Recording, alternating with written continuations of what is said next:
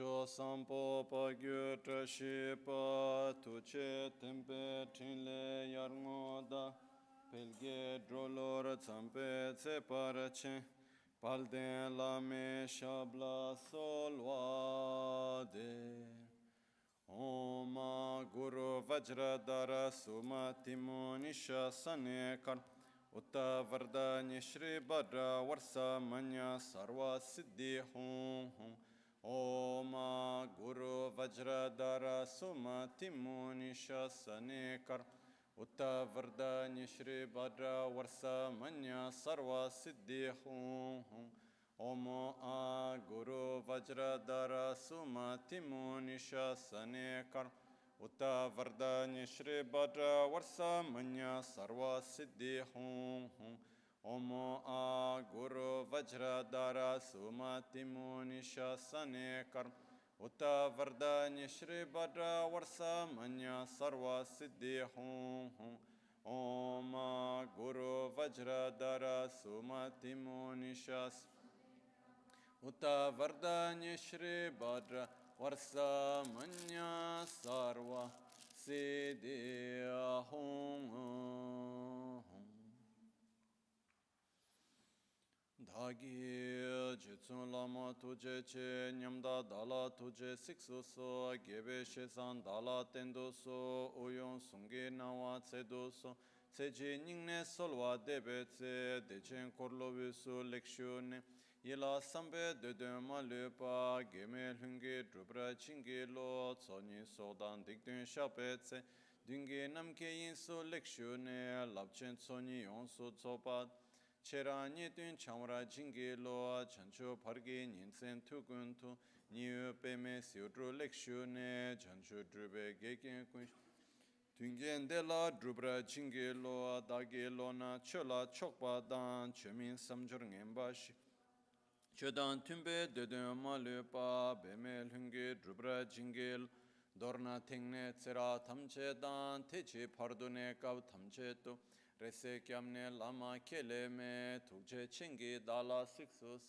Gongyab Dreve Nyamda Dachala Jetsun Lame Tuche Rabgongne Kudan Sungi Nawa Dralme Tu Nyamsunyongwe Kesan Tobrasho Kewa Kundu Yanda Lama Dan Rame Chiki Pela Longche Chi Sadan Lamgi Yende Rabzone Dorje Changi Kopa Nyur Top Sho Pakyuke Kudan Dagi Alu Pakyuke Sundan Dagi Nga Pakyuke Tukdan Dagi Yi Ten Yerme Chiktu Chingi Lo Makyuke Kudan Dagi Lu Makyuke Sundan Dagi Nga Makyuke Tukdan Dagi Yi Ten Yerme Chiktu Chingi Lo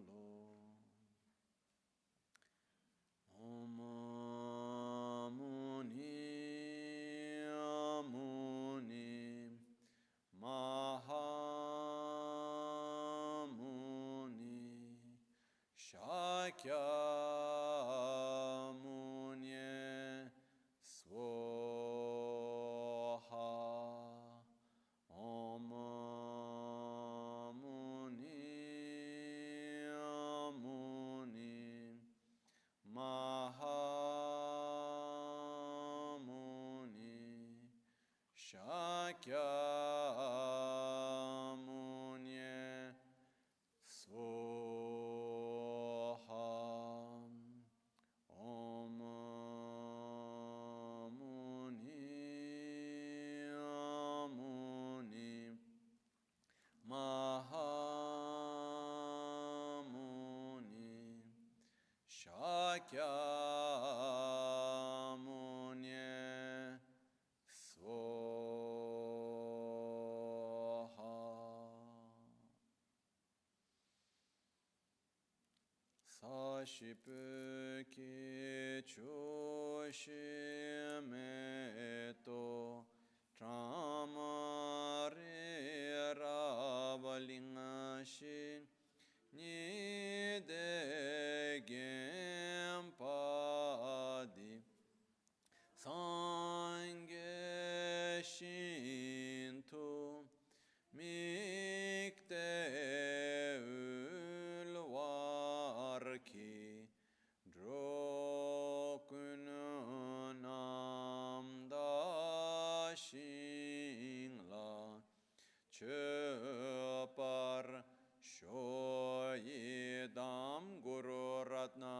Nirala Kam Niryatayami.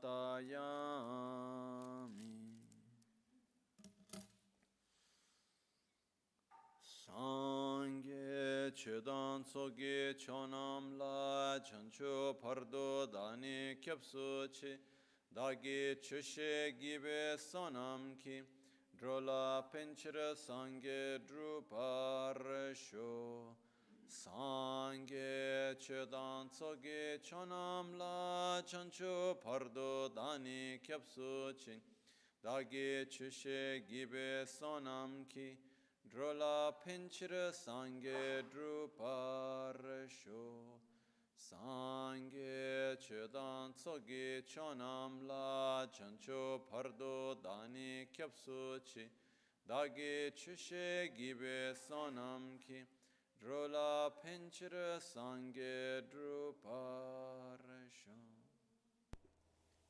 In the Buddha, Dharma, and Sangha, I take refuge until enlightenment. With the practice of generosity and the other perfections, may I obtain Buddhahood for the benefit of all sentient beings. In the Buddha, Dharma, and Sangha, I take refuge until enlightenment. Through the practice of generosity and the other perfections, may I attain Buddhahood for the benefit of all sentient beings. Namo yal haye ke da ludan jinge ruda da mi ke namdam drowa kunge dhanam chitsamba thamche ke tu da ge cheten.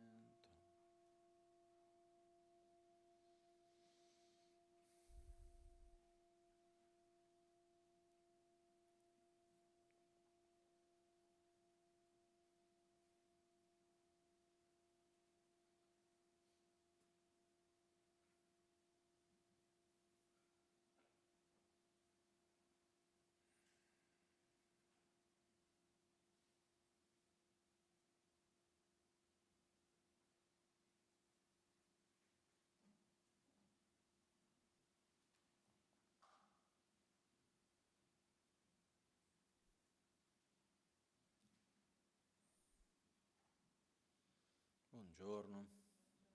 Good morning.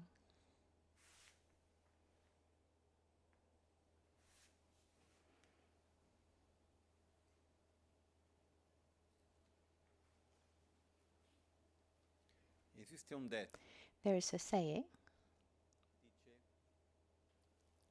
che si comincia a praticare il Dharma that says that we actually start practicing Dharma once we actually start following the law of cause and effect, the law of karma. Karma literally means action.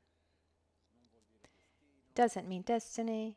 vuol dire agire. It means to act, action, interaction. Dire che ogni It azione means that every action that we do physically, verbally, mentally, ogni movimento every movement that exists naturally interacts. questa interazione And this interaction inevitably brings an interaction and a consequence, in the sense that we are completely free to act as we please, but we're not free from the consequences of our own actions. perciò So una delle chiavi one key is understanding not only on a conceptual level, but then little by little integrate it, that the idea that when we interact, we are creating an interdependence. We're creating a process of interaction. So anything I do physically, any way I speak, any thought that I have, there's nothing that just ends there. e ci sono livelli And there are different levels of this interaction. There's a more superficial level noi riusciamo a percepire where we're able to perceive more directly. I say this and I see what the effect is. You like it, you don't like it, the person's happy, sad. There's a direct, immediate result poi c'è un effetto from what we've done. And then there's a more long-term effect. I do something, I experience something, I live that moment, something physically, verbally, mentally, an emotion. succede questo And this happens, and that stays um, sleeping, like an inertia, a seed, waiting for the right conditions to then come out, to manifest. Manifest means that it manifests on the level of direct perception, that it ripens so to our senses, to our awareness. So many times we've all experienced things in the present where there's a situation. The situation in itself is nothing special, but that situation wakens something up within us. Maybe a wound from our past that we didn't even remember that we had. So that we live that present moment, that experience through our past, and we're not able to do differently. This present is always an experience where we add up what is happening in the actual present moment that wakens up, quote unquote. We experience what happens in the present based on all of our experience from the past, our emotional states of being, our mental states of being, our knowledge, our physical state of being. Because my physical state, my mental state, my emotional state is a sum of all the interactions, all the actions that I have done up to now. So when I find myself in this present moment in front of a certain situation, the way that that situation interacts with me, to how it interacts with me, or who I am in front of that situation, is the fruit of everything that I've done up till now. I don't know if this is clear. So what happens is we are responsible for our actions.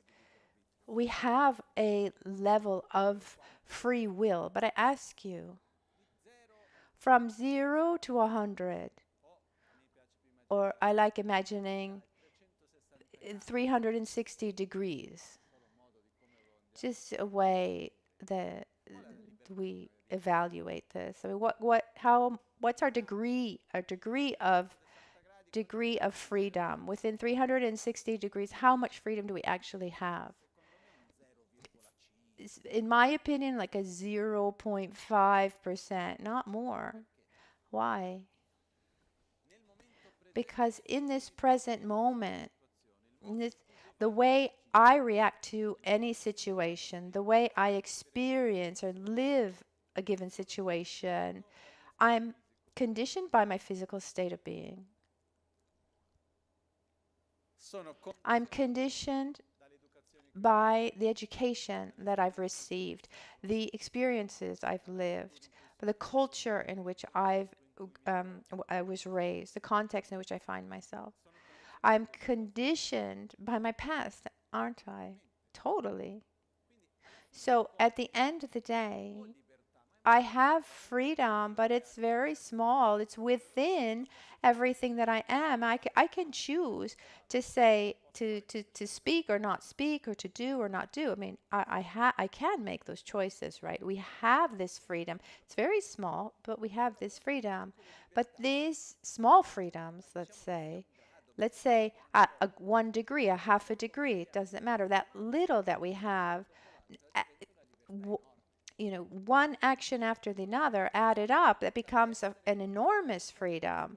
So we don't have the freedom to be something completely disconnected from what we've done in our past. We have the freedom to direct all that effort, all that strength, that force that we have accumulated in our entire existence. We have this freedom to direct it in one way or another. Do or not do. Do I turn right? Do I turn left? Do I do it? Do I not do it? Do I eat this? Do I not eat that? Do I breathe with awareness or not? And this small freedom, which is found in every small freedom, is enormous because it's what allows us to do everything. And first of all, we really need to elaborate this concept, digest it, and reflect on it. My actions that start from my thoughts, my emotions, the words that I say, the physical actions that I have, this material world, the, they determine who I am and what I experience more than any other thing. So, in the law of karma, there are two very important concepts that we need to understand, and one is cause and the other is condition. Causes are like seeds. Seeds are planted in the soil, but they don't sprout until they have the right conditions, water and sun, etc. The situations that we live in the present moment are called conditions. And the conditions, there are two types of conditions: inner conditions and outer, external conditions, and they're both important. The external conditions are our surroundings, the interactions with other beings around us, other people, what one does, what one says, what happens around me. These are external conditions. Internal conditions, instead, in this present moment, they're my thoughts, my actions, my choices, what I'm doing now in this very moment. These are internal conditions. External conditions and external conditions, they activate one or another cause from our past that was generated in our past. So we live this present through our past.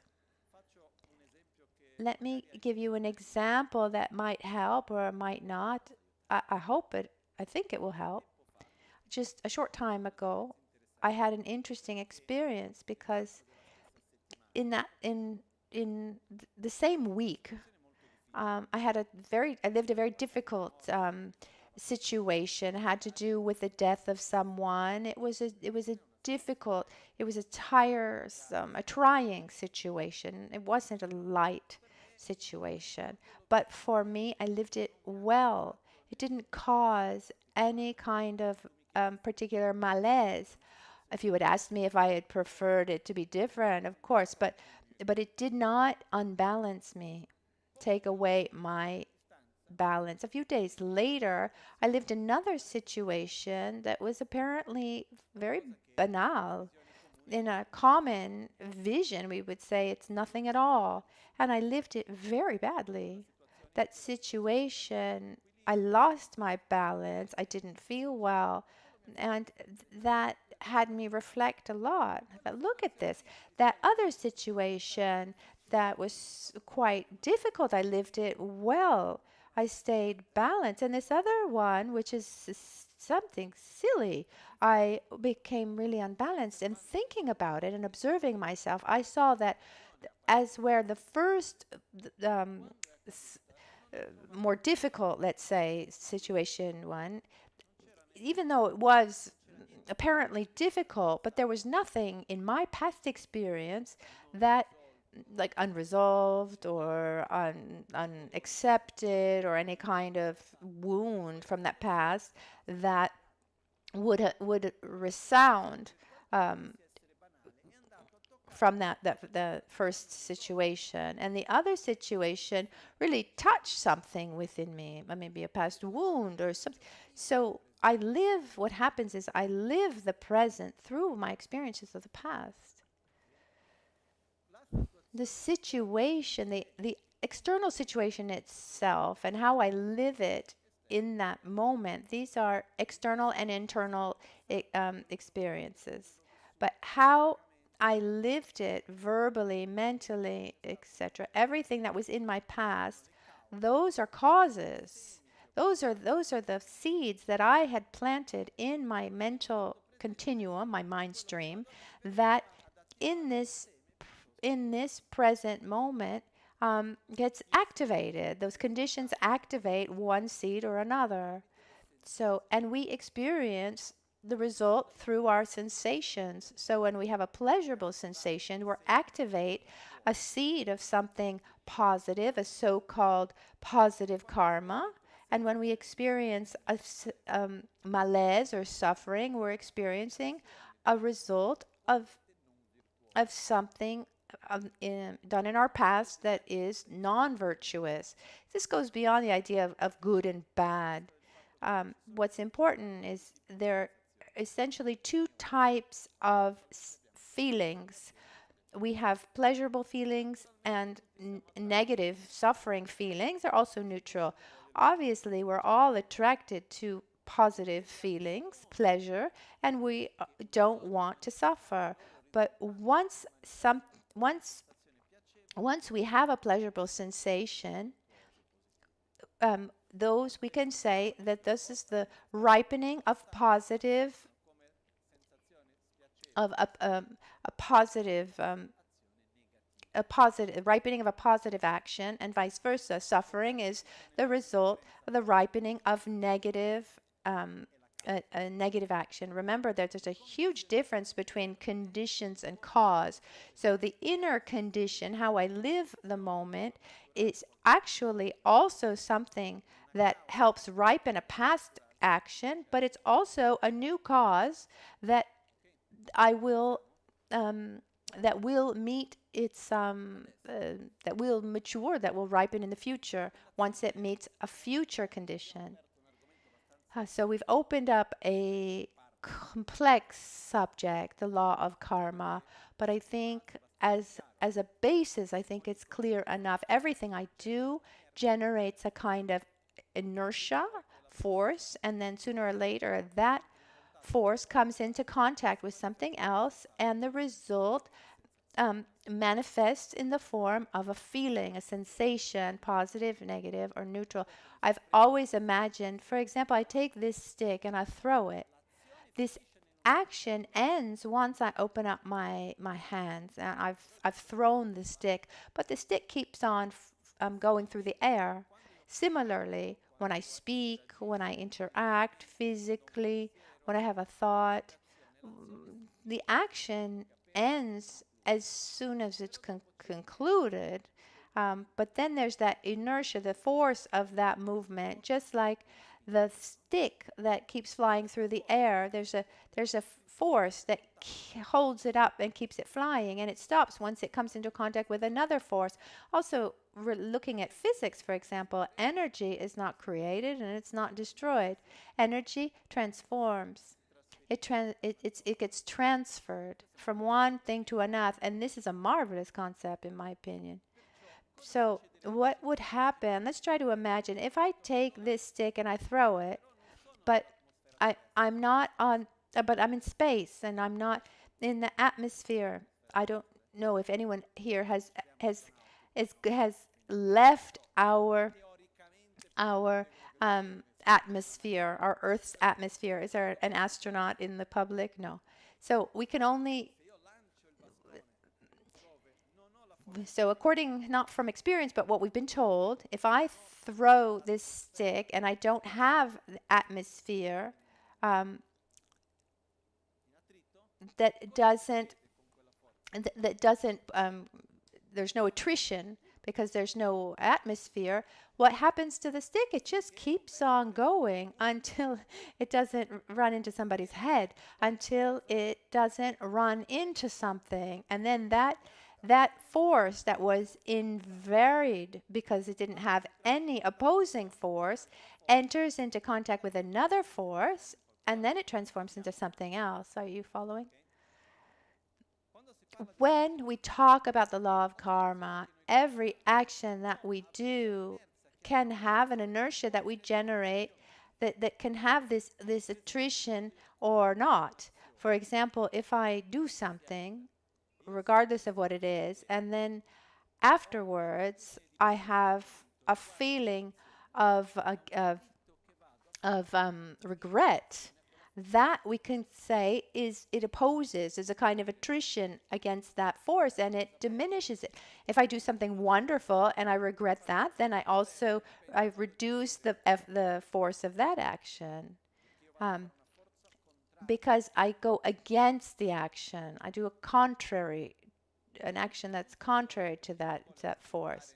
I don't want to go into details of the law of karma, but the point today, to be able to talk about today's verse, we need to give the right context.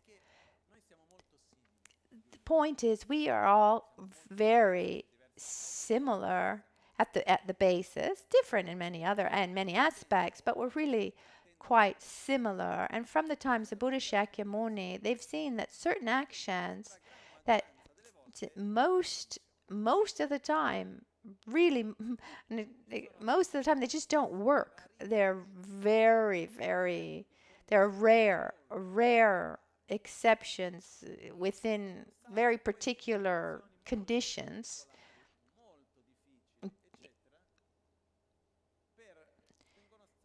So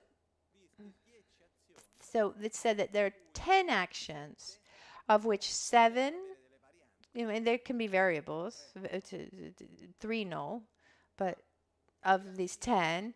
So let's say there are these 10 actions are negative and bring negative results to any of us. So within their interaction, they bring suffering.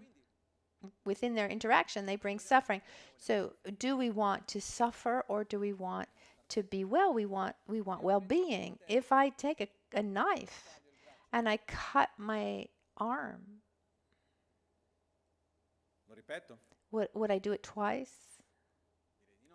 I don't think so. Why don't we do this? Because we know that would hurt us, and we don't want that kind of pain.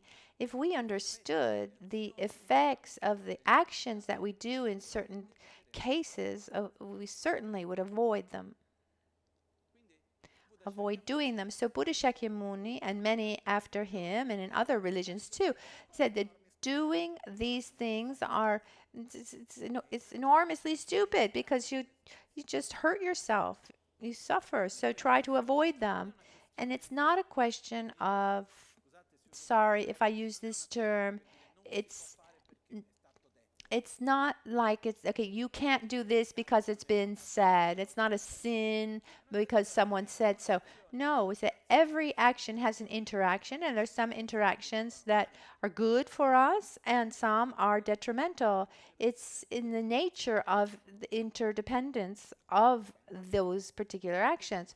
All interactions that bring suffering are so-called negative actions, and all actions that bring well-being in a mid and long term, those are called virtuous actions. When we say this is virtuous, this is positive, it doesn't necessarily have to be something religious. It means that within its interaction, it brings well-being on a mid and long term. There are those things that on short term, these things bring pleasure and but mid and long term bring suffering. That's not a virtuous action. So is that clear? So there are 2 terms that are fundamental in the Buddhist worldview, which unfortunately in Italian and in English there's not an adequate translation. One term in Tibetan, which is sonam, punya in Sanskrit, and the other term in Tibetan is dikpa and papam in Sanskrit. What does this mean? What do these mean? This is the inertia, the force that was generated, a karmic force, we could say. It's this karmic force that when it manifests its results, if it results into well-being and pleasure, then it's sonam and punya, often translated as merit. But don't love that translation. The other force, this inertia, this karmic force, if it comes out, if it manifests as negativities or suffering, then this is the papam or the dikpa, often translated as sin or negative action. But the point is, every action that we do creates this karmic force, this inertia. And we've done so many things that have not yet, the many, many sticks that are still flying in the air have yet to meet anything. A problem is that we're throwing the stick, and the day that we get hit in the head, we don't say, "Oh, I threw that stick and I forgot about it." No, the stick hits us in the head, and then we say, "Oh, okay." Then we hit it back even harder. We throw it even harder. When we have a sensation of suffering, generally speaking, how do we react? With acceptance and understanding, love, patience, right? Or when we have suffering, we victimize ourselves, we look for the one to blame, we act with aggression and anger. One great problem that we have is that when we have to pay the bill, what do? We take out a greater loan to pay the other debt. It's not that you have a debt with someone, you have a debt with yourself. And when you if you experience something negative, you react with yet another negative action. So the first step is starting to recognize our unhealthy dynamics. What are the actions that are not working, that are not good for me, not good for others? And I want to start diminishing these actions. Stopping them completely right away is not easy because we're strongly conditioned for many ways of reacting. But at least generate the awareness of what's going on. So here we're at the second part of verse 5, where it says avoid the. It says, avoid the 10 unwholesome actions and let your faith be forever strong.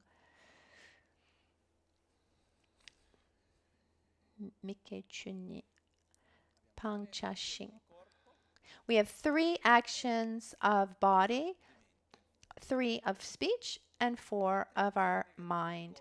The 3 negative actions of body are sukjuba,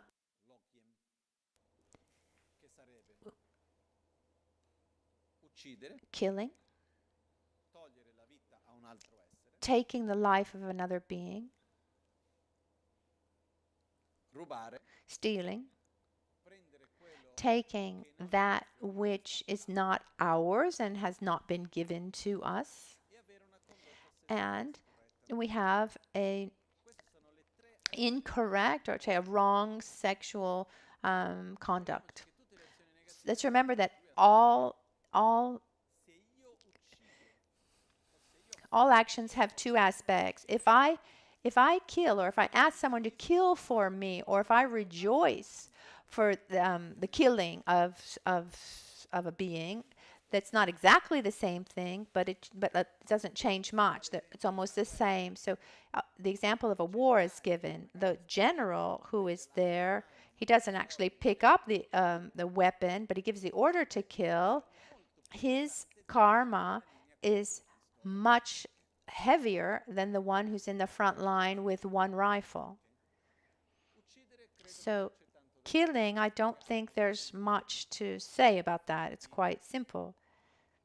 It's the opposite of killing is respecting life and an act of love towards others, towards every being. So we should try as much as possible not only to not kill, but also to be involved directly or indirectly in that which we shouldn't be involved in that which has to do with the killing, eating meat, for example.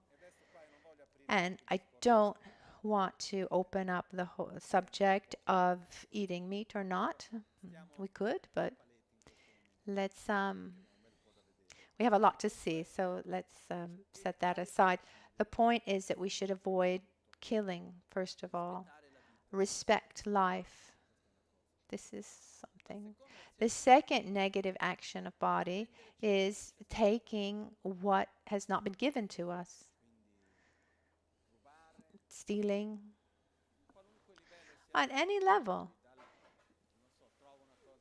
Here, I find something on the road. I like this. I try to, or if I try to be sly about how I pay for things, or shouldn't give what should be given, or for example,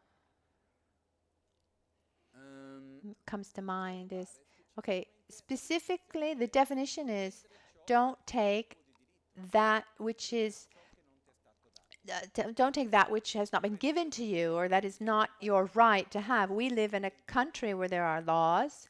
There are fiscal laws as well.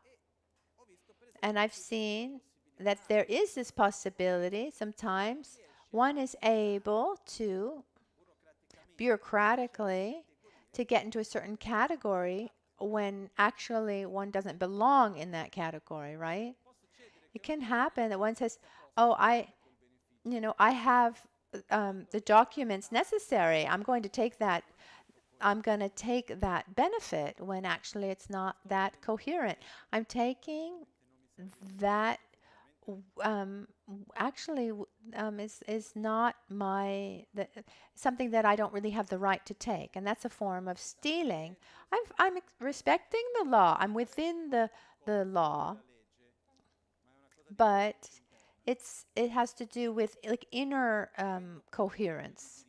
So if you take what you have the right to take, that's fine, but don't take more.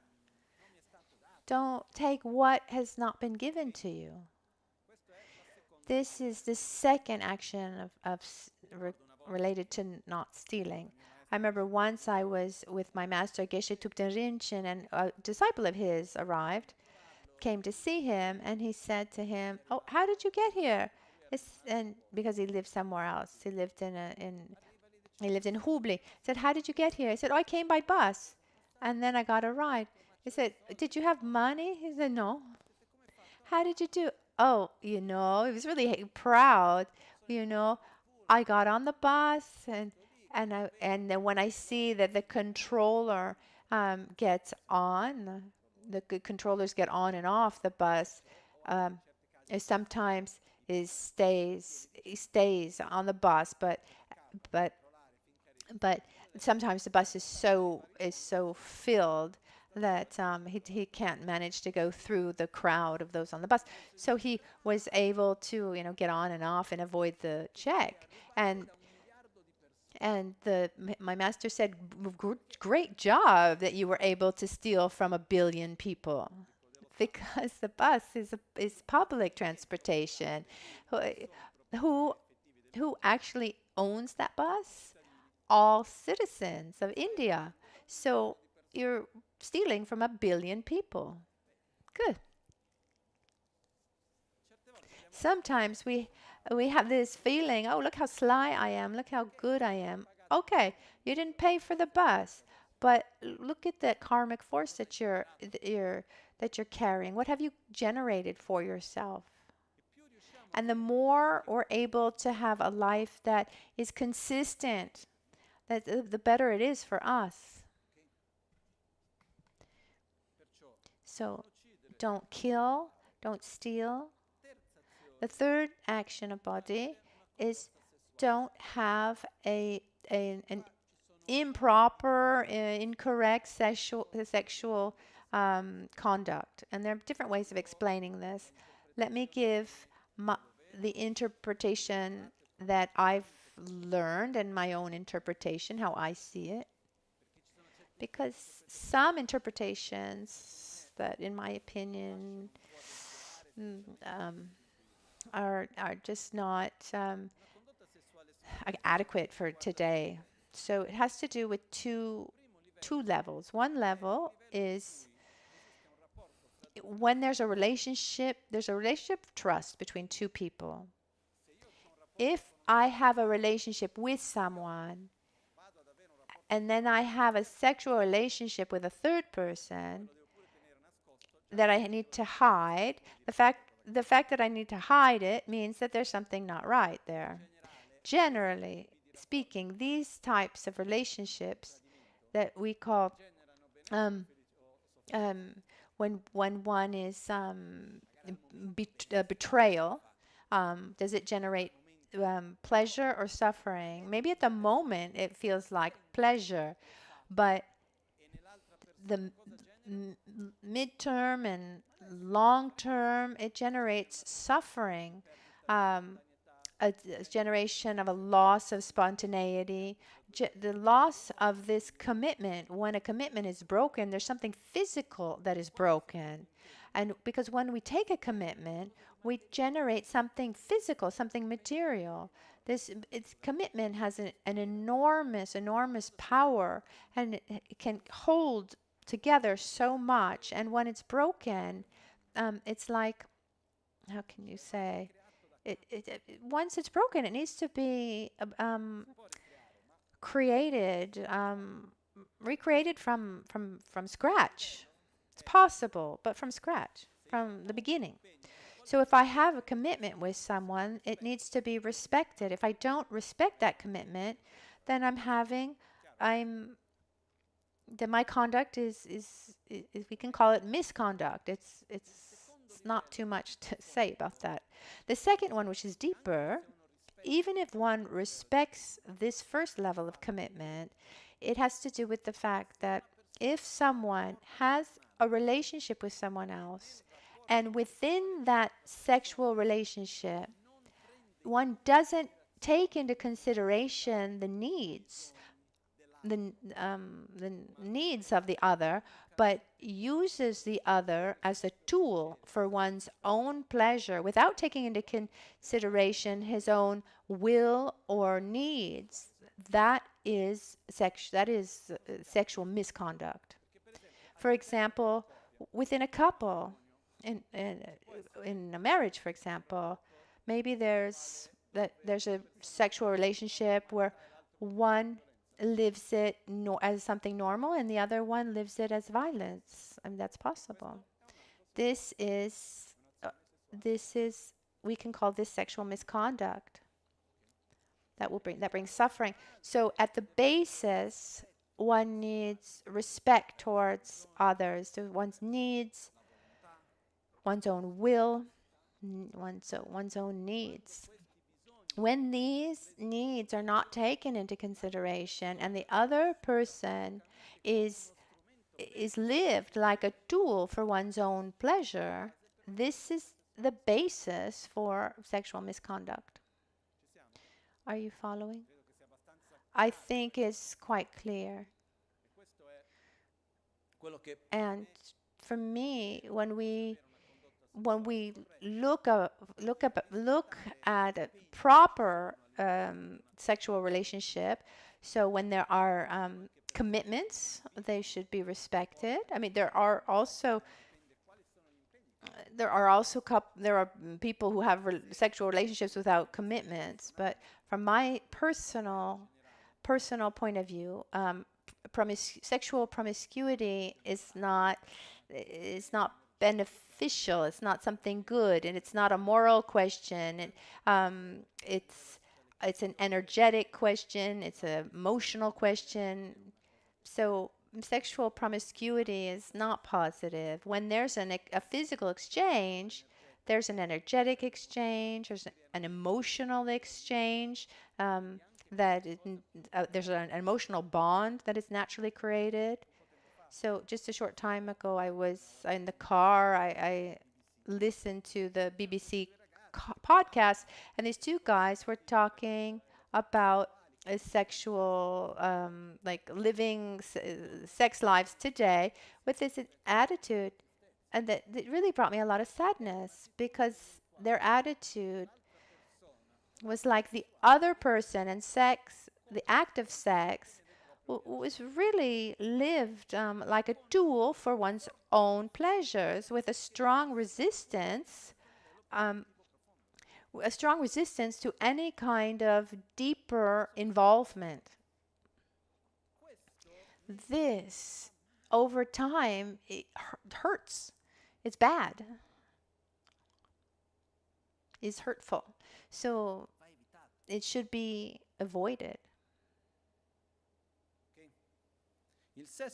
Sex in and of itself is not good or bad. It's an action that has great power and should be lived with that, with such awareness. So the first three actions to avoid are killing, stealing, and sexual misconduct. And let me repeat one more time. Let's remember that we should observe these things, because this was said and so it should be followed. Sometimes we can be quite rebellious and we want to do the opposite. You can do what you want, but you're not free from the consequences of your own actions. And these are all actions that, the very, very particular actions aside, that they're hurtful, they're harmful. I'll give you an example of what could be an exception. In a previous life of a Buddha Shakyamuni, he was a bodhisattva and he was on a big ship. It said that there were about 300 people on this ship in this story of his previous life. And at a certain point, he realized that another person on the ship, a man, was preparing to kill everyone.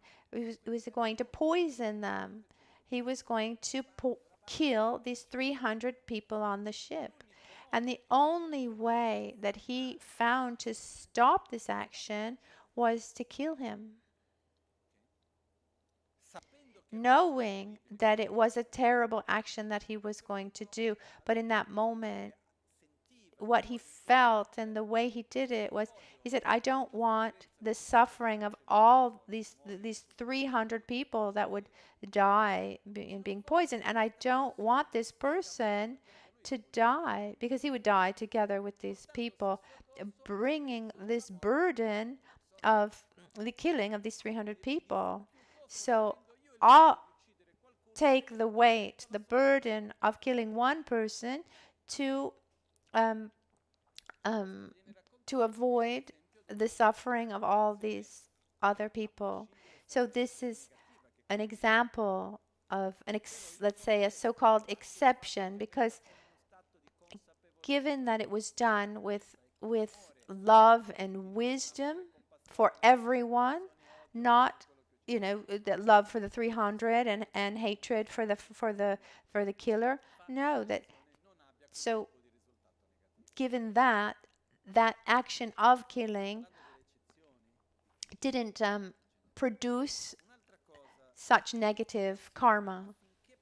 But for all actions to be complete, they require 4 conditions for an action to be complete. Let's take the example of killing. Let's say I want to kill. I go towards the plot of killing. I conclude the action and I rejoice. I rejoice doesn't mean, oh, how wonderful I did it. It means, okay, I concluded it well, I managed. This makes it a complete action. What about an example of a killing that's not complete? I'll give you the example that I've given many, many times. I'm on the 10th floor of a building in the city, and I have a group of children to whom I'm teaching how to make a chocolate cake with an electric oven. we've put with the cake in, but at a certain point I see that the oven has taken is catching fire and toxic smoke is coming out. The children are all closed up in the kitchen and the smoke is coming out. I can't get them out, and to save them, I pick up the burning electric oven, even burning my own hands. I throw it out the window and it hits someone on the head and kills them.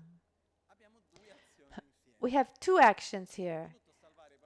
Did I want to save the children? Yes. Did I save the children? Yes. I was able to save them. Oh, thank goodness I did. That's a complete action. At the same time, did I want to kill that person walking by? No. Did I do something to kill him? No. Did I kill him? Yes. Do I rejoice about it? No. So there is a karmic force, but it's not complete. There is an interaction that was generated,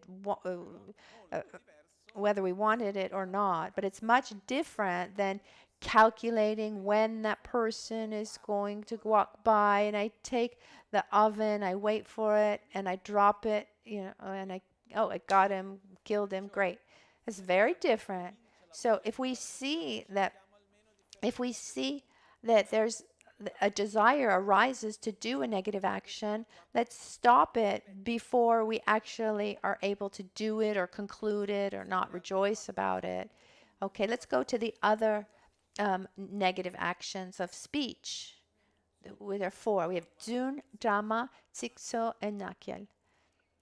So the first one is lying. Lying. To lie is, we lie when I have my view of what's real and correct, what exists of reality, and I want another person to have a different view. I want that person to see reality differently from how I see it. So I try to make it so you see things differently. It can happen, for example, that I can try to lie about something that's an illusion. For example, I don't want you to know that that person is home or that person is not home, but I think that they are or are not. So I go to you and I say, that person isn't home, when I'm convinced that that person is home, when the person isn't actually. Am I lying? But I told you the truth. I told you that person's not home when that person is home, but I really thought that person was home. So is it a lie or no? Am I lying or not? In my opinion, I am. A lie is not based on objectivity of what is or what isn't, but wanting the other to see reality differently from how I see it. I try to hide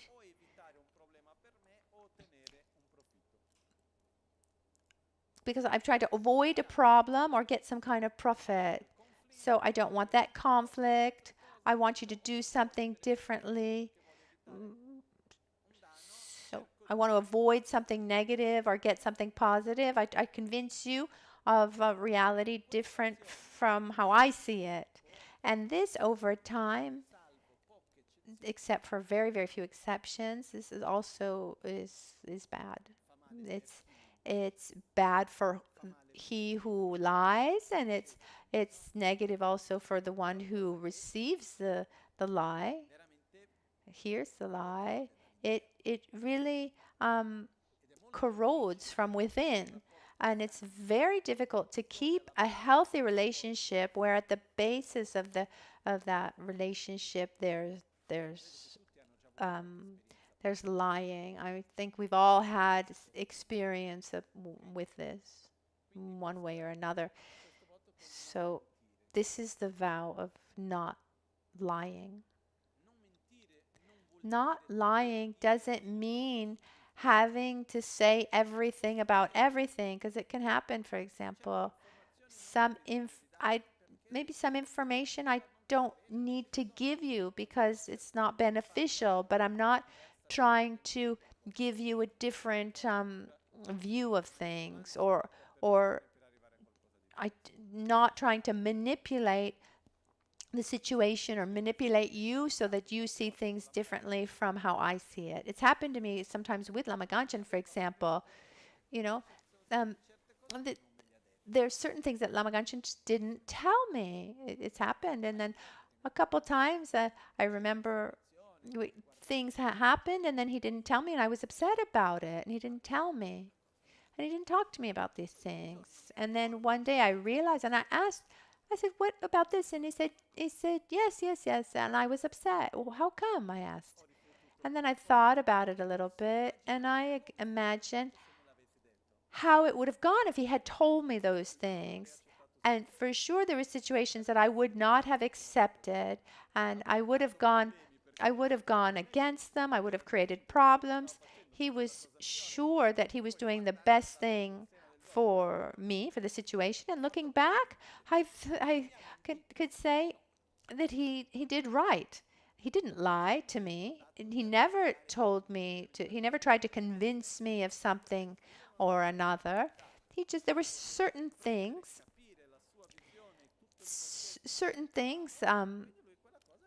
that he just didn't explain to me because at the time I didn't have the maturity to understand them or to accept them.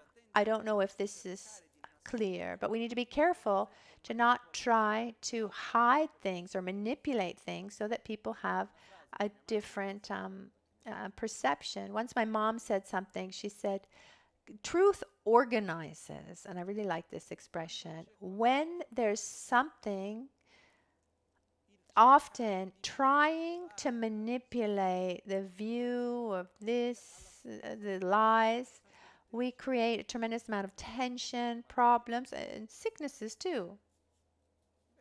Instead, when there's transparency, if there's an act of responsibility for our own actions, and that also diminishes conflict. Sure, if one has upheld a lie for a long time, one needs to find a way to loosen those knots that were created without creating others. I've seen, for example, in a couple, in a situation in a family where someone over time does something, tries to hide, or doesn't, and then one day it can't hide anymore, and then just tells everyone the truth and feels good without giving the support necessary to the family members to digest it all. Okay, now I've told you I'm not doing it anymore. Why are you so upset? I'm trusting you. No, we need to be careful because people have their own processes, their own time. And of course, the best thing is to not start such situations. If they exist, we need to also respect the others who are involved and find a way to bring that unhealthy situation to healthy light. Are we following? So don't lie. Chama. Tsiksup nugget. Chama is don't use divisive speech. Things that create conflict between people, among people, even if maybe they're not even lies, but I mean, they don't have to be lies. Maybe it's even coherent with reality. I've seen many times situations where there are people who have a kind of habit to really pour salt in a wound and say, oh, this person said this and this is like that in a situation that's already delicate. And often this increases the given conflict or even brings conflict where previously there wasn't conflict. And one could say, well, I'm telling the truth. What's wrong with telling the truth? What's bad is, what's wrong is that that that has maybe that doesn't have that doesn't have anything to do with you. Maybe that has to do with these other people, and they need their own time and their own way to resolve this thing. And here, motivation is very, very important. Why do I say what I say? It's interesting. 3 body, 3 mind, and 4 speech, 4 actions of speech. And it has an enormous power, and we need to respect it. So when we say something, what's my objective? I want to say this because I want this person to think this, because I want this other person to understand this, because I feel like I need to say it. Why do I say what I say? The second negative action of speech is to avoid divisive speech, speech that create conflict or division. It's quite clear, I think. Soon so don't use violent, aggressive speech. Very often, one could say the right thing, but said in the wrong way, that generates suffering. So don't use avoid violent speech. Sometimes maybe they're not even bad words. It's about saying things that might touch a wound, that might be hurtful. Because sometimes when people speak, there is this intention to hurt. I remember once, I've come into contact with this a couple times. Once I was in a situation with people, luckily, a very, very few times this happened. So where I was with someone, and there's a kind of argument, very different points of view, and so we end up, let's say, arguing because of this, because of that, and it's heated up a bit. At a certain point, this other person started talking about things that had nothing to do with what we were talking about, trying to find my Achilles heel. Because you do this, you do that, had nothing to do with what we were talking about, and it weren't kind things at all. And afterwards, I talked to this person. I said, you know what really touched me was that, I mean, we can speak, we can argue for hours, even heatedly, but why did you have to bring up those other things, specifically looking for things to hurt me? Why did you have to say those things? I mean, regardless of whether it were true or not. And this person said, because we were fighting. I said, okay, thanks for the teaching. It's ugly. These are bitter words. I mean, where people look for things to say things that maybe are true, maybe are not, but they look for things to say just to be hurtful. Often, unfortunately, I see this also with jokes. How often are things said to highlight a problem, or to put someone in a difficult situation, or bring someone down?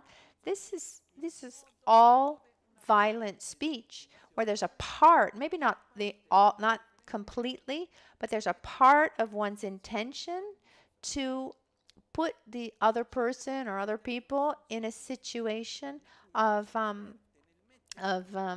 malaise and suffering. It's ugly and should be avoided. That's the third form of negative actions of speech. The fourth negative action of speech is the least harmful, but it's the one that one does the most. And because so it actually is the worst of all of them. And it's when we just chat mindlessly or gossip, when one is just when one is just talking to talk, chatting. Do people just talk about emptiness? Or do they talk about the six perfections? Do we talk about quantum physics, or how we can have a healthy diet? What are the subjects of this kind of mindless chatter? Mostly we talk about other people. It's interesting because we like talking about other people's lives even if they don't exist. For example, in movies, or in TV series. Like, did you see what happened in the last episode? Oh, he's horrible. Oh, how could he have done something like that? Once I was watching a movie and I started having aversion towards someone, and I thought, how is this even possible? What happens normally when we just chat? The objects that we talk about are of two types: objects of attraction or aversion. What are the feelings that we nourish with this kind of chatter? Attachment, envy, jealousy, aversion, arrogance, indifference, right? Or do we nourish gratitude, compassion? No. I say this to help understand why it's a negative action, because it creates an interaction where we nourish those inner states that are not beneficial to us. Because if I'm there talking about someone else's life and rejoicing for that person's life, great. But instead, if we're saying, oh, you know what that person did? If we say, oh, okay, that person, yes, that's wonderful. Let's celebrate his joy and his virtue. Okay, talk as much as you want. But when we're there saying, oh, this person did that, but it's true they did that, but did you see this other thing? And we look for defects in others. And in the end, we're nourishing within envy and jealousy, aversion, resentment, things that are detrimental. So if you have a doubt, better stay quiet, because our word, our speech directs our mind. Another important aspect of just this kind of chatter is that often we complain. So we criticize or we complain. And what's the inner result of this?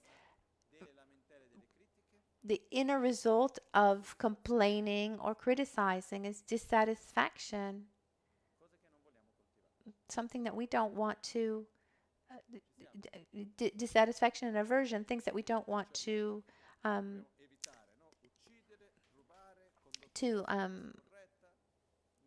increase. So we need to avoid killing, stealing, sexual misconduct, and also the four actions of negative of speech.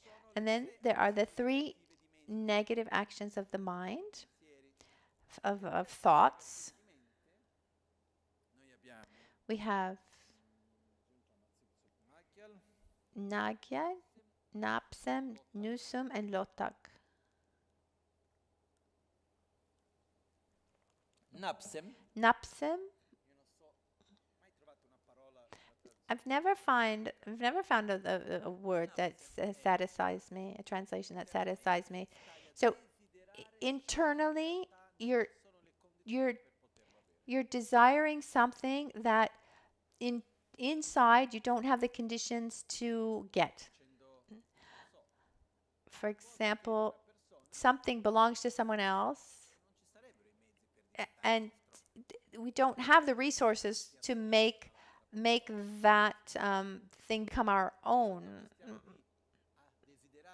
Instead, when we want to when we desire something that is not possible to have, what are the consequences there? We're strongly dissatisfied, or to get that, what's a classic example? Someone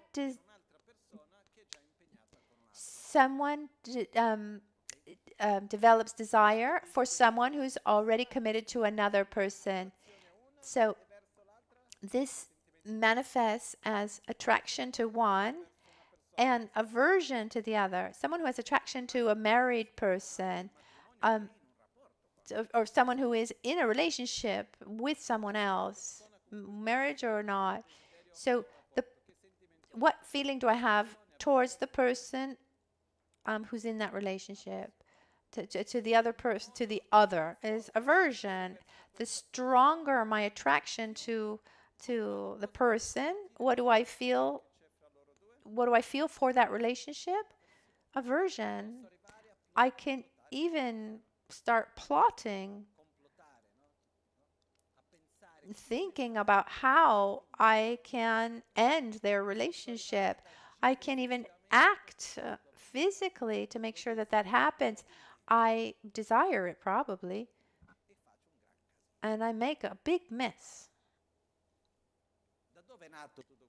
Where did this all come from?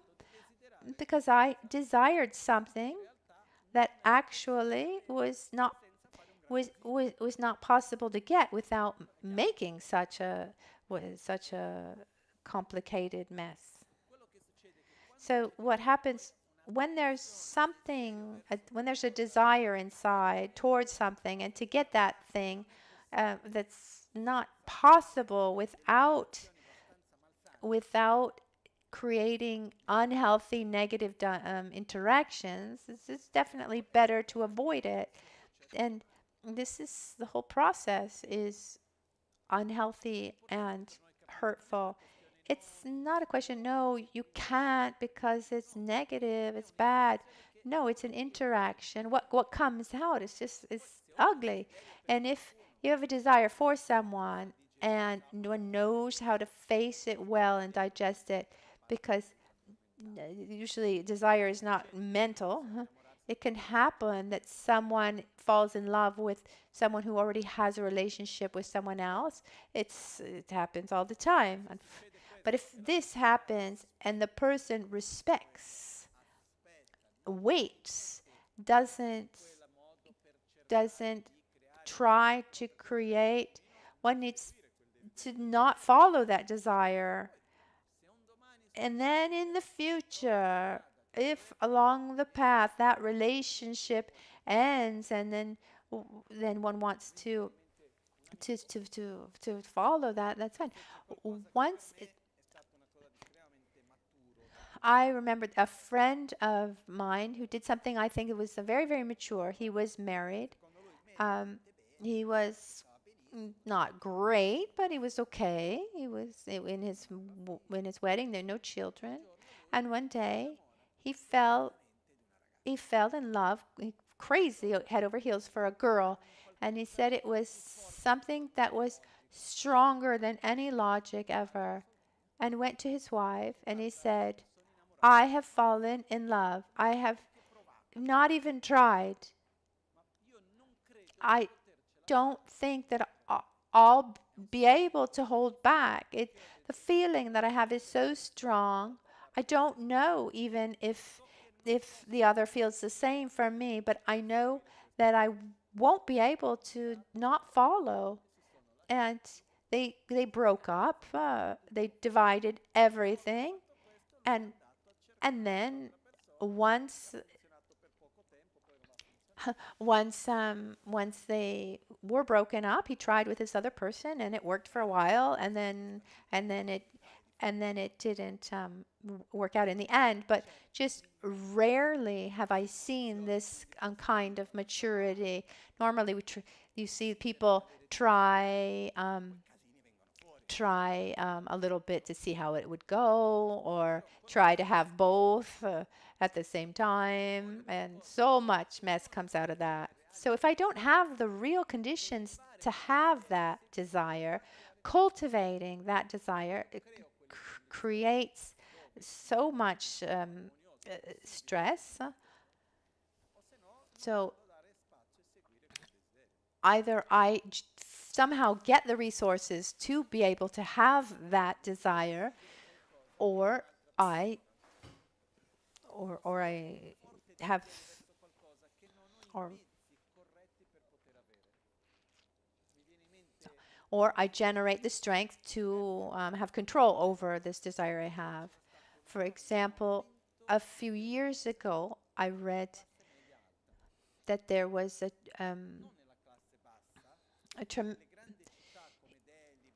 in great. He's talking about this example about violence in large cities, for in the among the let's say that he read a few years ago, there was an increase in crime among not very poor people, but like middle class in large cities like Bombay, because these young people wanted the things from the rich kids had, and so they were so there was tremendous. They didn't have the conditions to get these things, and so they turned to crime. This was an example. This is Napsen. Nusum, instead, is the second. It's the worst of all the 10 negative actions. It's the desire to hurt someone else. It's the wanting the suffering of someone else. It's this attraction to the suffering of someone else, and it's the basis before speaking, before doing. It's this intention of wanting someone to suffer. Ne means to hurt. Sam is mind. So ne sam is the mind that wants to hurt. It's this will, this desire to make someone suffer, which also can manifest in the rejoicing for the suffering of someone else. So something bad happens to someone, and we say, "Oh, good, thank goodness." For example, if you hear, think about maybe someone you didn't even know, like a politician. I've seen this. Maybe you have a strong aversion to this politician, and maybe this politician then develops a health problem, and then people say, comments like, "Oh, he deserves it." We're rejoicing for the suffering of this person, and this is one of the worst actions that we can do when we desire someone else's. Desiring the suffering of someone is the basis of violence. This is something that should be avoided at all costs. So the desire for the suffering of someone else is the basis of violence. I don't think we need to explain it too much. So we should be careful to not only not desire someone else's suffering, but to not rejoice for someone's suffering. Because remember that all 10 sufferings, they can be divided and multiplied by 3, because it's what I do directly, what I have someone else do, and then when I rejoice for someone else doing this action.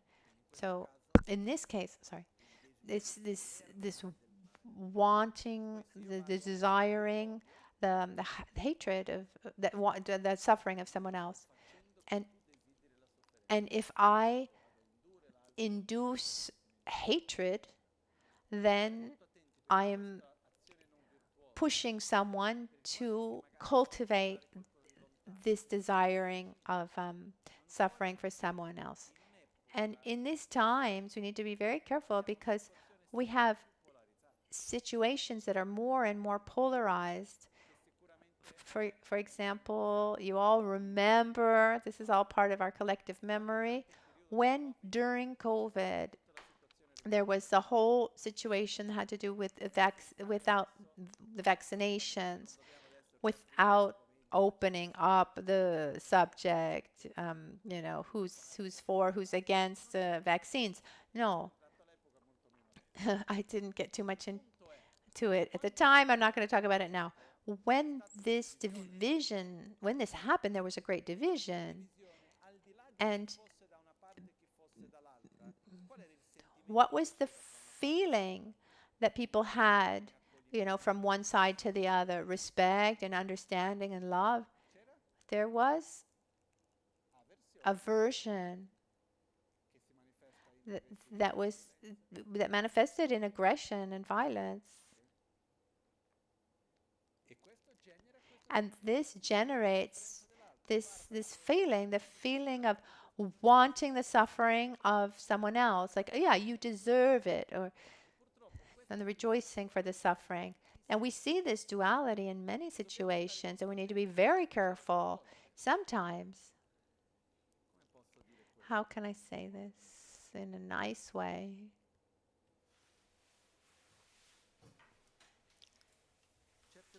Sometimes those who are for peace end up acting violently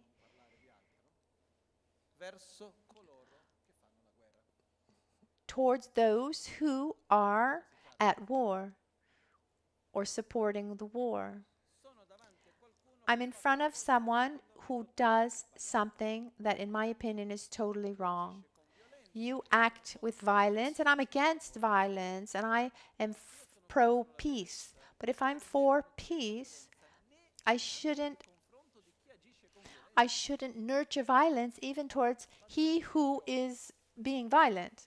For example, if I'm walking down the road, I imagine in the dark at night, at a certain point I realize I see a man. Let's say I see a man who's raping a girl. I'm against violence. If I go to that man and say, "Excuse me, I'm sorry, what you're doing is not right.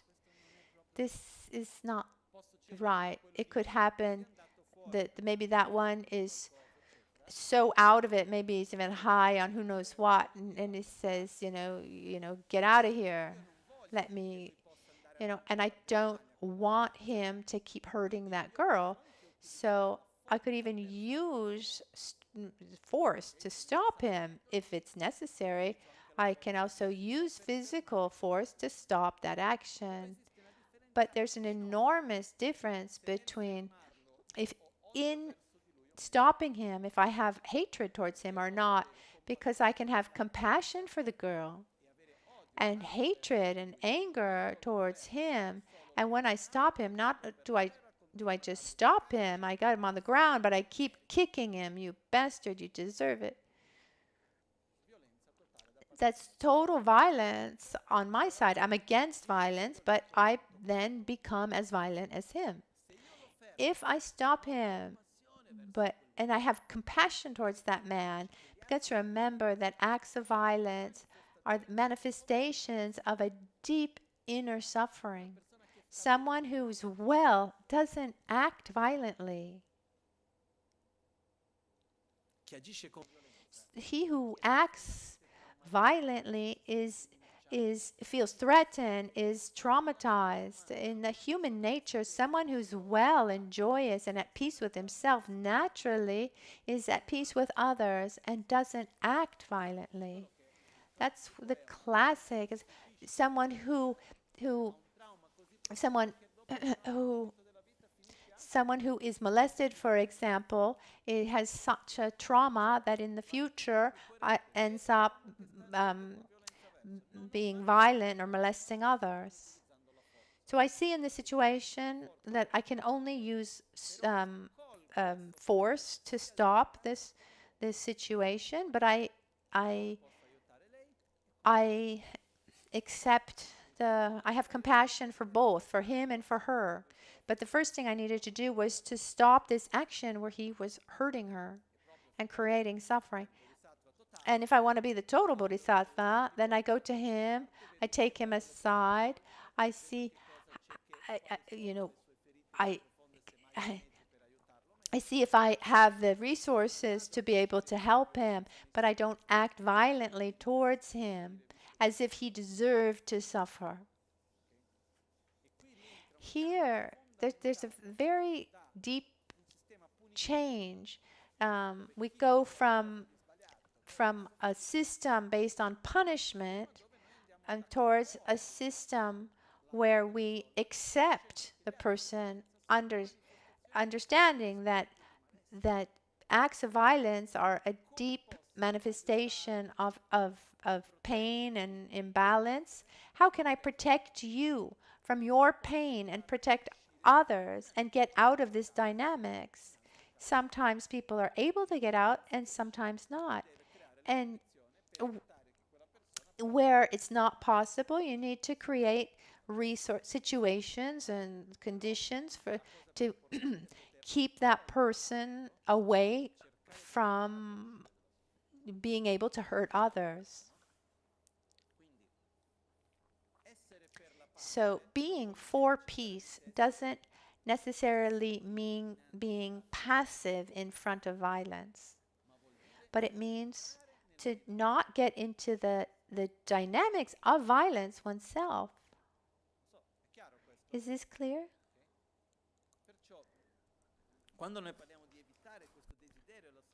So when we talk about this desire to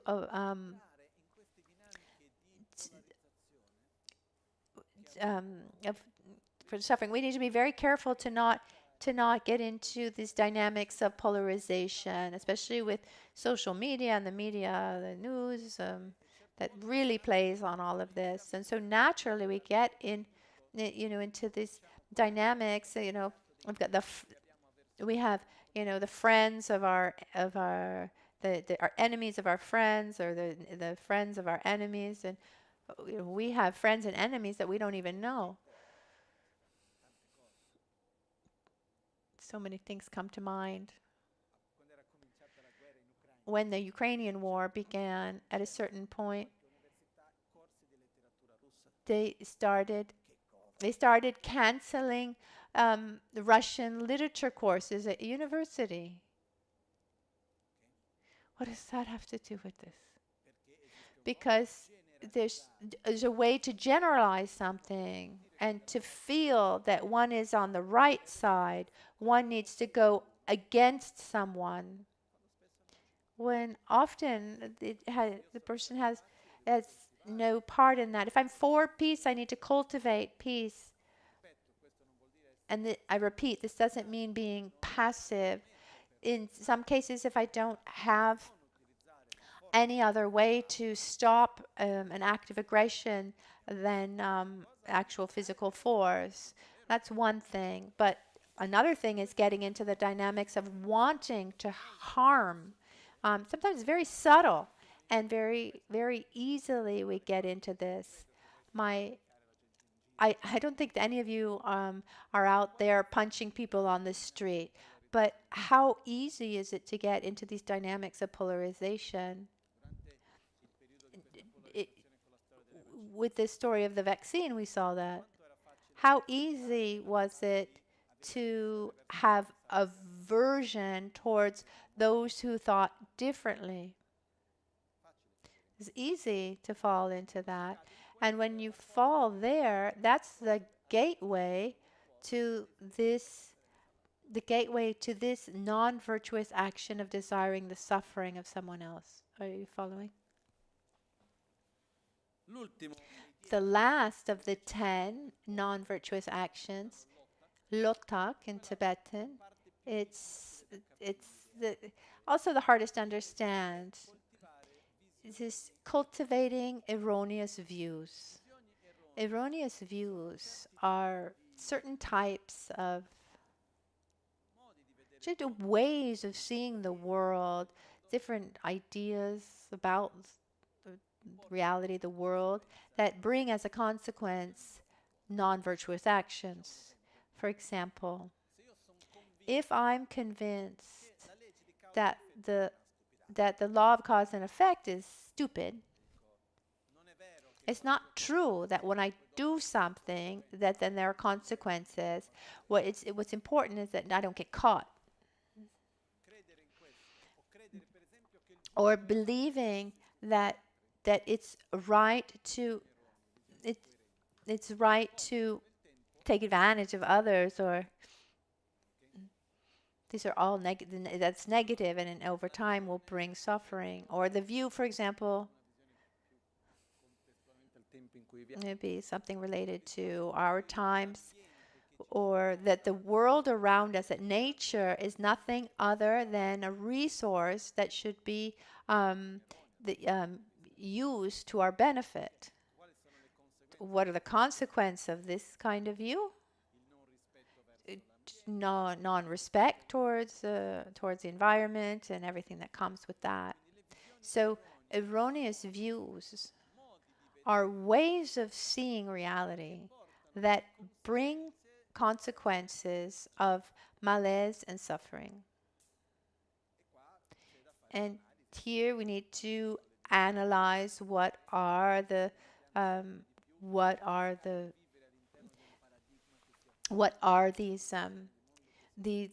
views. What in little by little try to have a paradigm that that corresponds to actions of well-being. So to follow these well, first of all, we need awareness.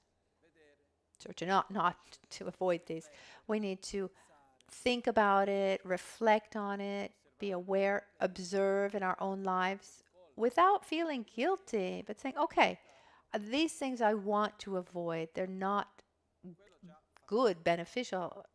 That already does a lot. And then we have habits. For example, lying.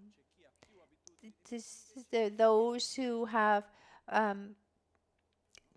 more habit, more of a habit to lie, and some less.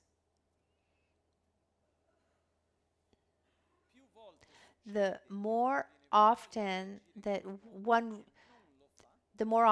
wants to do something or wants to go in one direction and then doesn't do it, the weaker that habit becomes. Because one way to diminish the strength of a habit is to weaken it. We avoid, every time we avoid doing something, we are weakening a habit. So with awareness, vigilance, what we saw at the beginning of the text, together with mindful recollection, vigilance, and conscientiousness, we saw that at the beginning. How am I using my speech? And if I see that I'm using it in a way that's non-virtuous, that is harmful to myself, I and others, I don't follow it. If that feeling comes, that desire comes, I let it go. And if we're able at the beginning to direct our body and then our speech, and then the mind comes quite easily as a consequence. So I'll give you a small challenge here. Take the commitment, if you'd like, for a specific amount of time. A day to start with, and then maybe a week. Short amounts of time to not criticize. Mentally, you can criticize as much as you want, but verbally, no criticisms. Not even written. So our speech, and no emojis either. You know, our speech is what comes out of our mouths, but also what we write or text, etc. So try to take this commitment 1 week without criticizing. You'll see that you'll want to criticize like crazy. And there's this game with ourselves. This is an example of a habit that most of us have, which is absolutely useless. It's good to see what what can be changed and what could be bettered, and where I can put my energy in the solution, but useless just to be pointing the finger.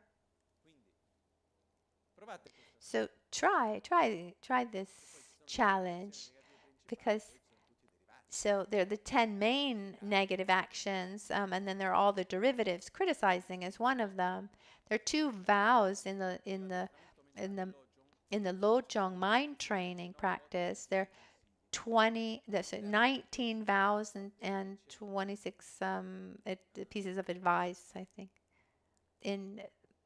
Within there's one that says, trying to remember the verse in Tibetan.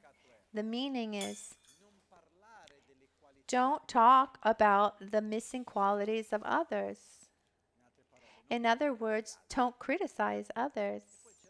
And then the other verse, the translation, which is actually quite literal, is mind your own business. Don't think about anything that has to do with that doesn't have to do with you. So there are 18 commitments and 22 precepts. So let's try at the very least to start with this challenge of not criticizing for 1 week. If you see that you're able, or then maybe you want to renew for another week, okay. You can renew for another week and you go ahead. Until ideally it becomes a total habit that you won't have to put effort into. So also don't criticize and don't complain. That's another important habit to create.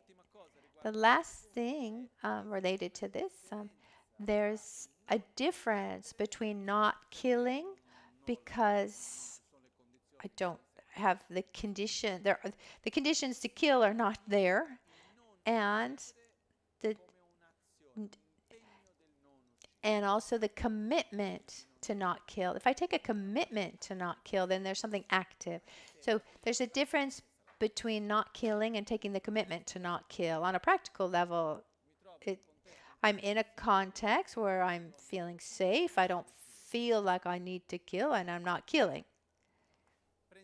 I take the commitment to not kill because I want to respect life, etc.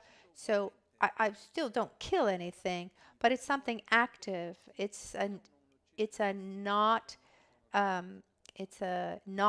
killing. It's a not killing that's active.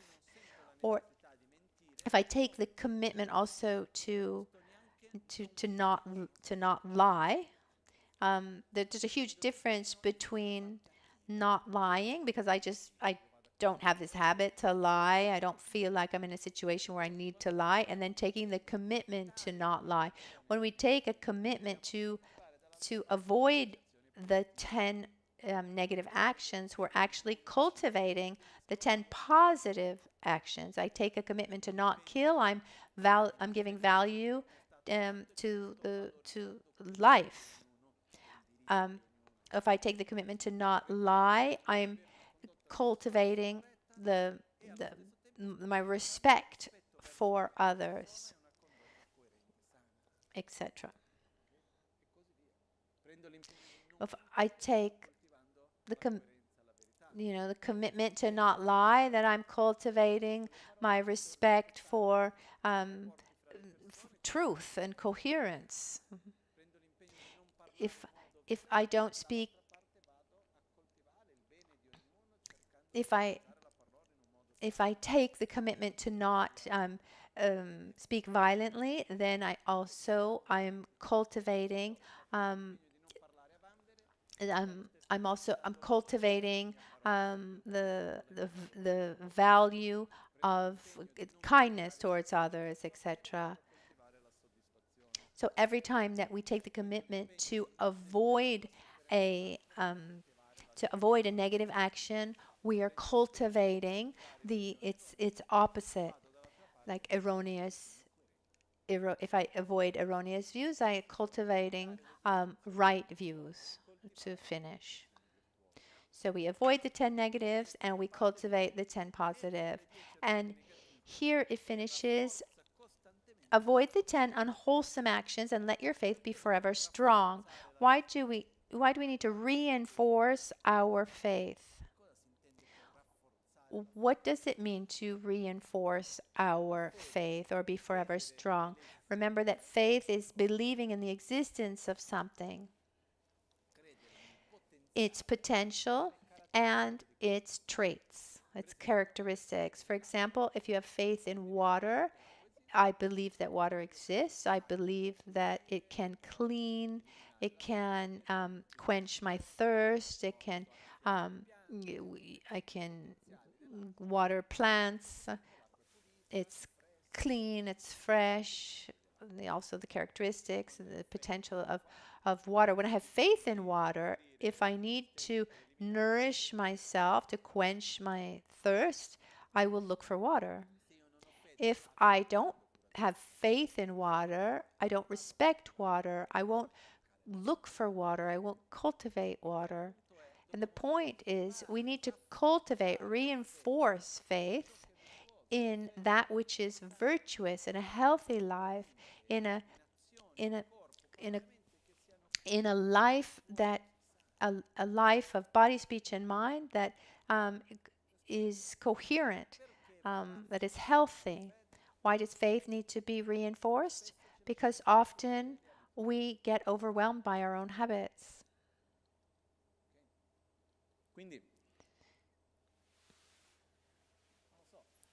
I don't know, just talking about water, for example,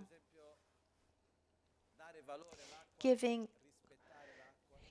value to water, wasting it less, for example, giving value to it. I was talking to someone earlier, a thought came to mind. We were talking about this actually.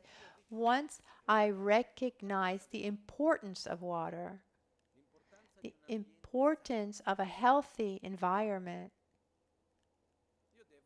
I need to act accordingly. And I was talking this morning about a situation of a sewage. Oh, there's a place where there's an old house, a small house, where there's a house that doesn't have an actual sewage pipe, and it just disperses into nature. So we need to really make sure that we're just using only natural products and not chemical process. But as I was saying it, I realized, but it's not true.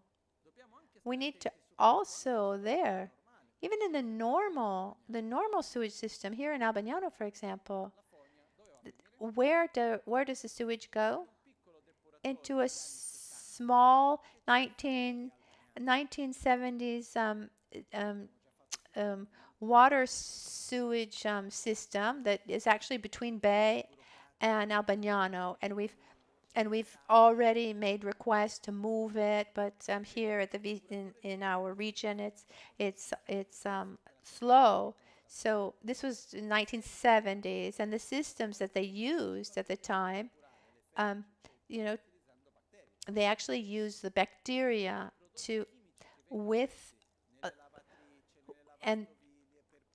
but all the modern detergents, that we use in our washing machines and the dishwashers, etc. What happens? The bacteria is not enough It's not enough to clean to the water.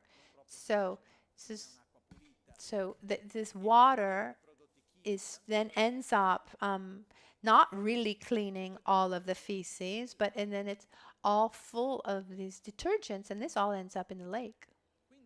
So what attitude of awareness should we have when I use my washing machine or dishwasher, when I clean the bathroom? I don't use products that then create problems in this chain of interdependence. Okay, it might not smell like bleach. I mean, yeah, maybe somebody likes the smell of bleach. I think it's horrible, but the result. Um,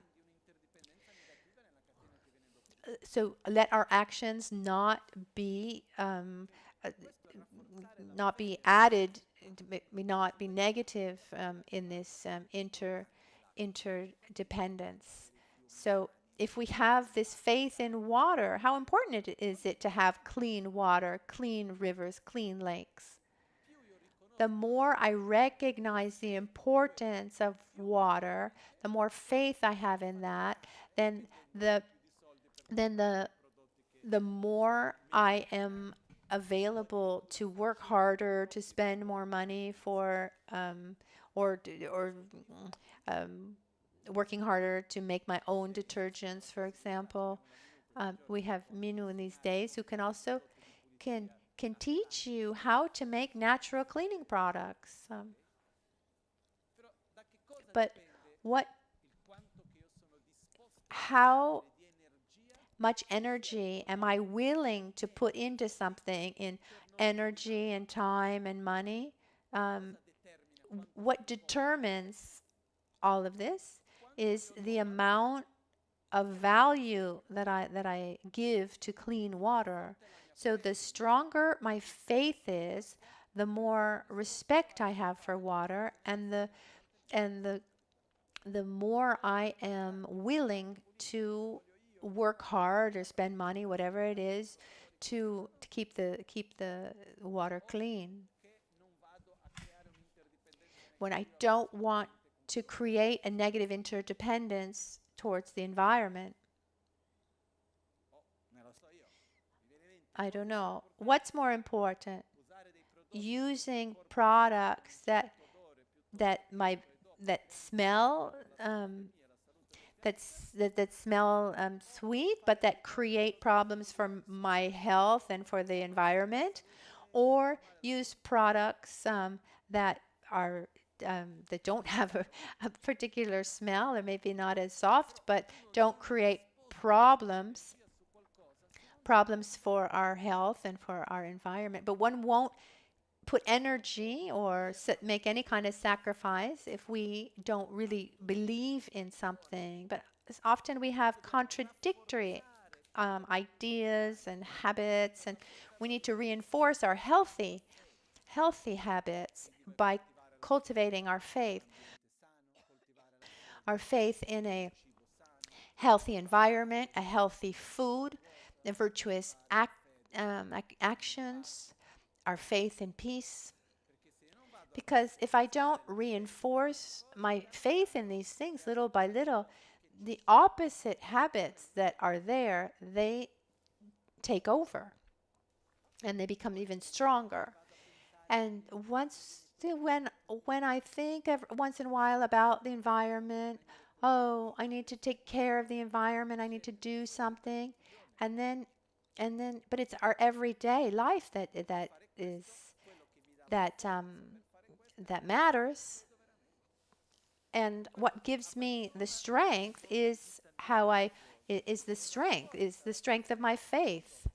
So that's why here it says, avoid the 10 unwholesome actions and let your faith be forever strong.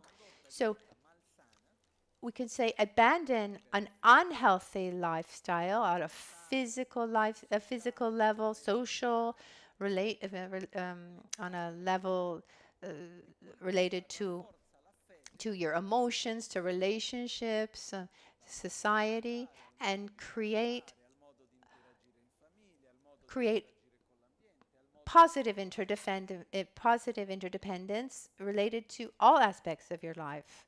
The way you buy, the way you shop at the supermarket, the way you clean your house, the way you act within your family. But if we don't reinforce our faith, it'll be difficult for us to have the strength to sustain virtuous actions. I think it's quite clear. And there's a point that I'd just like to add here. When we talk about conduct, a lot of emphasis is given to this process of self-observation, self-criticism, where we develop faith in a healthy conduct, and also into not getting into any kind of dynamic where we look outside and point a finger. Because once I get into the dynamic of pointing my finger outside, I say, oh, well, well, everyone else pollutes so much. So what will it change if, that I do differently? That's clear, no? So we don't need to point the finger at others. We need to accept other people's ignorance and help them see what we have seen, without getting into the dynamics of blame and aversion. So the best investment we can make to help others follow a healthy lifestyle is reinforcing having ourselves a healthy lifestyle, without pointing a finger, without generating aversion or even anger towards others. I think it's clear. And this reality connects to the following verse that says, overcome all anger and conceit and adopt an attitude of humility. Because often we say, people can have this attitude that I'm better than you because I respect the environment and you don't. And even one can have aversion against people. Much better, though, to have compassion for those who don't see that and lead an unhealthy lifestyle. So what can I do to help you see what I've seen? And how can I help you also lead a healthy lifestyle? And the best way that we can help the world is by reinforcing these positive attitudes ourselves. It's time for our dedication.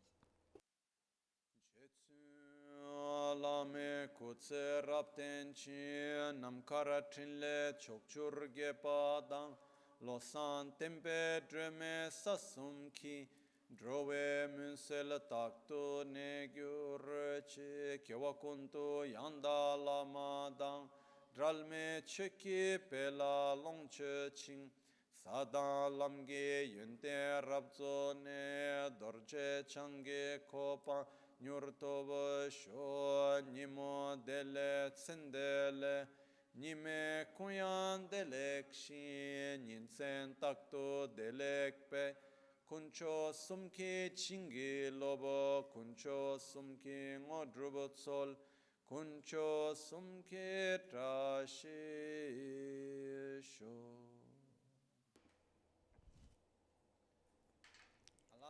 At dawn or at dusk, at night, or midday, may the three jewels grant us their blessings. May they help us to obtain all realizations and sprinkle the path of our lives with many signs of auspiciousness.